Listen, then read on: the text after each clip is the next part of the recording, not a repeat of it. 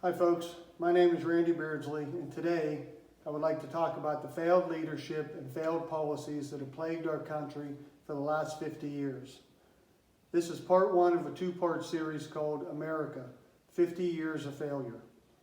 The goal was to show you what 50 straight years of failure have looked like for our country, and how to use this information to unite Americans to work towards a solution that will replace this failure with success. Now, most of what you have seen and read is likely much further from the truth than you may have imagined. Today I'll present the truth behind several key issues using trusted information sources that you can look up yourself. We've all been led to believe that our country is doing fine, and that our government and elected officials have been doing a great job. But the reality is, they're doing a lousy job. It puzzles me how they could have done so badly for so long. I guess it could just be incompetence, and sadly that's probably the best case, because in the worst case it could be considered treason. It's hard to fathom that anyone could have done a worse job. I don't know the reason for this dismal failure, but I do know that it is failure, and I want you to know also. I also know that it's time to get our country back on the right track. But maybe you aren't convinced of the need for change. Then let's take a closer look at what 50 years of failed policies and failed leadership look like for America. Let's take a look at this graph. It's the debt as a percentage of GDP. As you can see, our debt just continues to go up and up and up as long as we go to the present. We start at 1960 here, we go year by year. You can see since 1975 until today, our debt has gone up every year. You don't have to be an economist to see that ever-increasing debt is a problem. Why is the debt forever increasing? Debt to buy votes, debt to pay off political allies, debt to pay off campaign contributors, debt to cover failed up policies, rather than correcting these bad policies. This appears to have been going on now for 50 years with no end in sight. Our debt was already $371 billion in 1970. Now it's at $30 trillion. And our ratio is all the way up to 135%. These are both the highest in American history. This is an 8,000% increase in debt since 1970. And the only time it got this close was during World War II. And as you can see on the left of the chart, we are successfully reducing this debt for 25 years until the last 50 years. Since then, you can see that ever-increasing debt is required just to have our government function at its current inefficient condition. This is during relatively prosperous years. Think about this. Not only have they spent the trillions in taxes that we paid during this time, they spent $30 trillion beyond that and still have failed to create opportunity in our country. This consistent level of poor performance is inexcusable. This equates to almost $200,000 per working American. So unless you have an extra $200,000, $400,000 if your spouse also works, that's laying around to pay the government when this debt gets called in, then it's probably an important issue to you. Maybe the worst part is our leaders want us to believe this is normal. They have zero plan to get our country's finances in order. Rather, they want more reckless spending that seems to enrich them while it impoverishes the rest of us. So what are the failed policies that are destroying our country and leaving us deeper in debt as they devalue our hard-earned work? Let's take a look. Take a look at this graph. It shows our manufacturing jobs in blue and our population growth in orange from 1970 to present. And as you can see, even though our population has continued to rise, our manufacturing jobs have consistently gone in the wrong direction. We've lost 6 million good-paying manufacturing jobs, from 18 million jobs down to just over 12 million jobs, during a time when our population increased by 120 million people over the last 50 years. This failed policy of abandoning our manufacturing industry is a major error by our government. Manufacturing, long the flagship industry for America, has always provided good paying and good benefits for our citizens. And yet, our government has deemed these industries not important, and through various trade deals, regulations, and questionable currency valuations, they've crushed our manufacturing base and all those good paying jobs along with it. And if you're a union member, take a good look at this graph. It shows how private sector union jobs have declined since 1983. This graph shows we still had 12 million of these jobs in 1983. Now we barely have 7 million of these jobs remaining. Wow, these same policies of failure have caused the loss of 5 million private sector union jobs. That's an unbelievable 42% of the jobs lost of these good paying and good benefit jobs. Worst of all, if you're a union member, a percentage of your union dues have been donated to the very politicians that are selling yours and your children's jobs off. Where did our jobs go? If you hadn't guessed, to China and other foreign countries. If you were in charge, would you have let that happen? I don't think so. You wouldn't sell off the future of the country that you love and that you want your children to prosper in. So what happens when you shut down your country's manufacturing plants, destroy people's jobs? But the people in that country, they still need those goods to survive. Well, if you believe the lies, you probably believe that these jobs are lost due to technological advantages. And while that it may be true, only to a very small degree, it's not the real reason. If that was true, our trade balance wouldn't look like this. Rather, the reality is the goods that American workers were making, they just get made somewhere else and get shipped to our country, where other countries limit our ability to export to them, so our trade balance goes more negative. Here in the graph, you can see how our trade balance, it's in orange, and our manufacturing jobs in blue, and how they've changed since 1970. Once again, we find that in 1970, we had zero trade balance, and we had the jobs that go with it. Since then, you can see our trade balance has gone negative, and it's mirrored our negative job loss. No surprise here. All we did was ship American jobs off to foreign countries in exchange for foreign countries to ship us the goods that our workers used to make. Our trade deficit was a record $859 billion last year. That's a lot of lost jobs. America has the highest negative trade balance of any country in the world.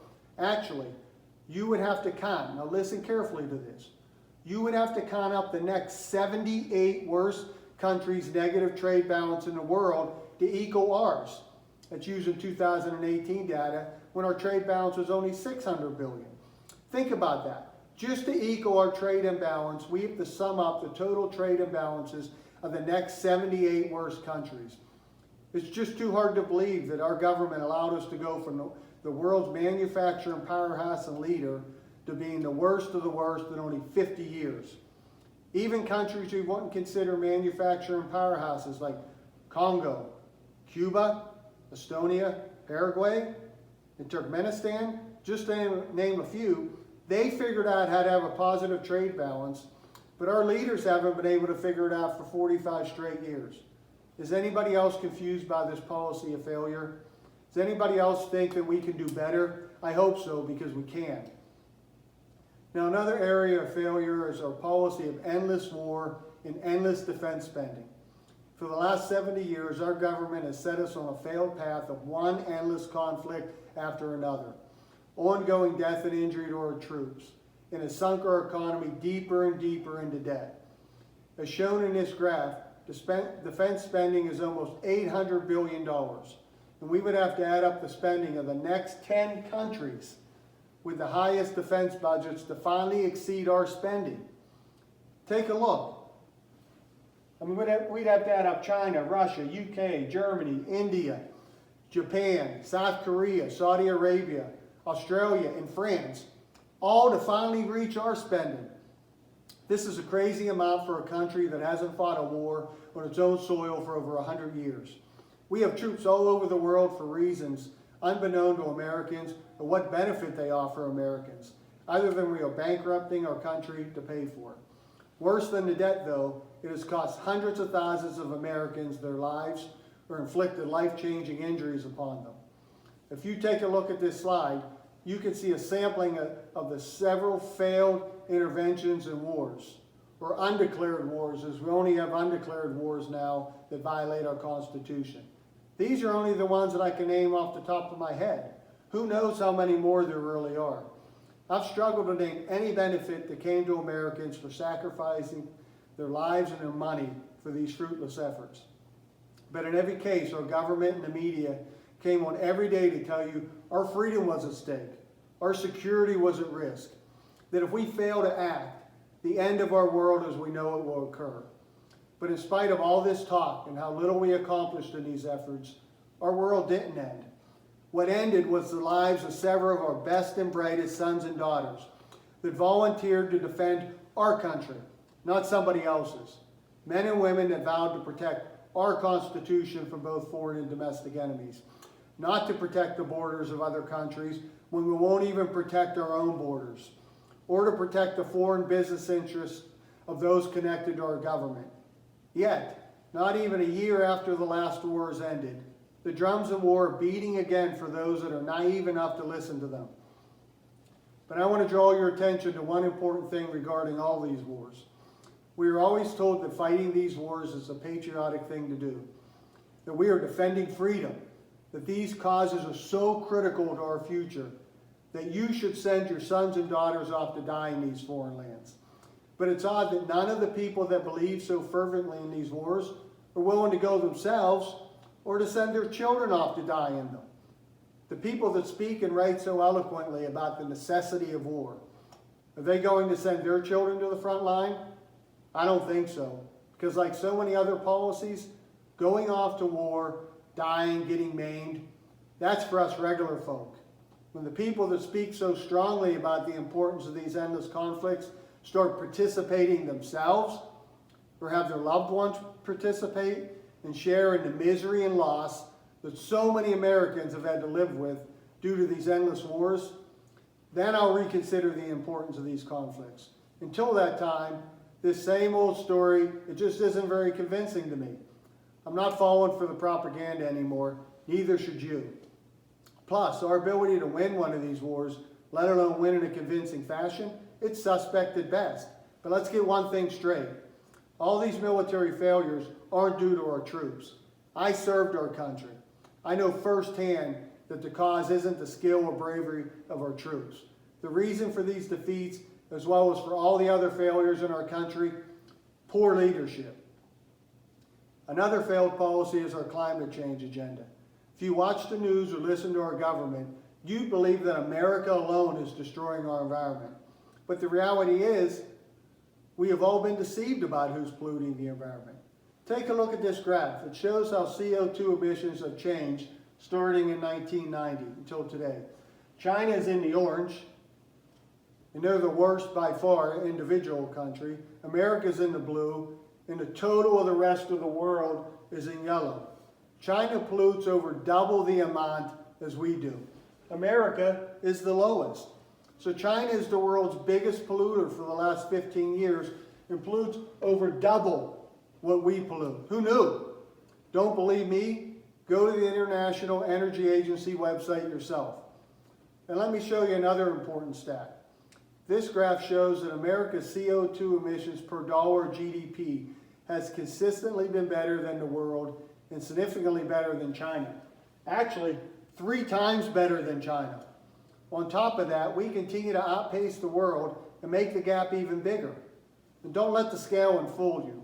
While it appears the rest of the world, that excludes China, is close to us, they're not. They're 67% higher.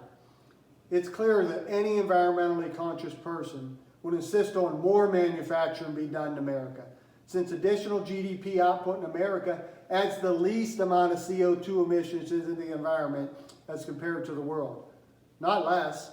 So while we are one of the best when it comes to CO2 emissions per dollar of GDP, our government and some people in our country, they still want to ship more of our jobs off from our country only to get these products made somewhere else where they pollute at a significantly higher rate than us. This is bad for America.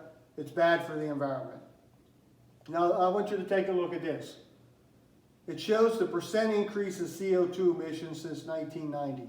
It shows America's CO2 emissions since 1990. They've dropped. We actually went down 1.2%. That's right. We have less CO2 emissions today than in 1990. Why? We have a country of people dedicated to improving our environment, the best engineers and technologies to continue to improve, and the best environmental protection agencies the world over to ensure we keep getting better. If the climate has worsened since 1990, Contrary to everything you've been told, it isn't America, and this graph clearly shows it. Look here, during this time period since 1990, China has increased its emissions by 373%, and the rest of the world without China, almost 40%. Wow, I know this may be hard to believe for those that have only been exposed to misleading environmental sound bites of how America is destroying the world environment. But China and the rest of the world have continued to grow and pollute at record rates. While our leaders seem oblivious to this, or at least very silent about it, while they're so vocal and so concerned about crushing American jobs for the sake of the environment. It should be clear to everybody now that America is a world leader for the climate. We should be expanding our manufacturing base, not selling off our jobs to countries like China that will pollute at a greater rate than us and then pollute further to ship these goods across the world to us. This current policy makes 0 sense for the environment and 0 sense for America. This policy has to stop. We have to bring these jobs back to America so we can help the environment and our country. Now, there are some generally accepted steps that you want to follow to solve a problem. It normally looks something like this. We can go through the steps. The first step is to assess the current situation. It's to define what is the problem that you want to solve. This is what we were doing so far. We're determining what problems need fixed in our country and what policies are failures. And in part 2 of this series, we'll continue to define the problem. In step 2, you determine what you want the solution to look like. What goals do we want to achieve at the end of this process? What does success look like? The Beardsley Doctrine does that. It defines what's wrong and then clarifies what's right and what success looks like for our country. We'll discuss the doctrine more as we go forward. In step 3, you determine what are the possible root causes that could be causing the problem you're trying to solve.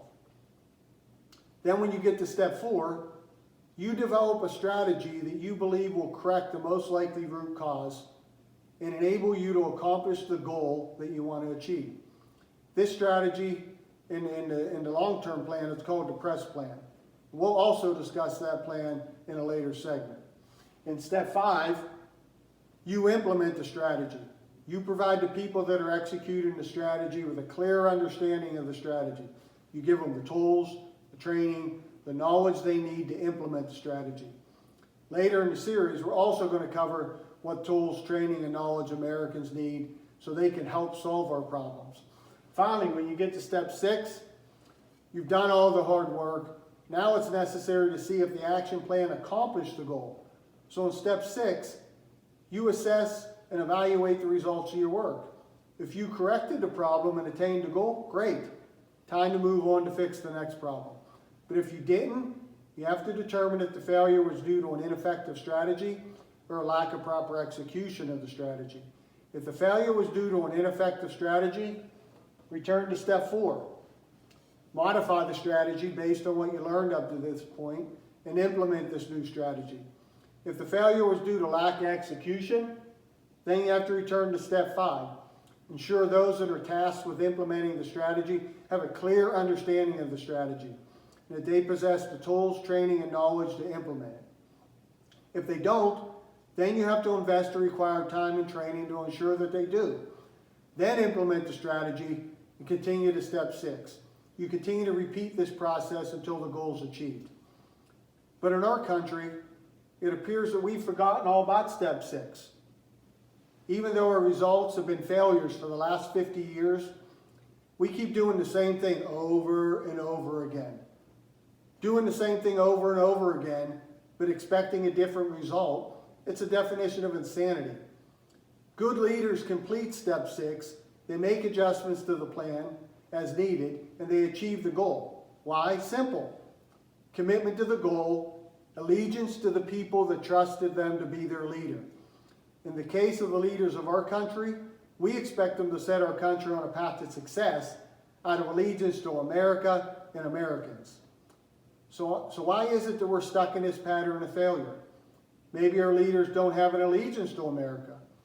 Maybe instead they have an allegiance to money or to power or to their friends or campaign donors.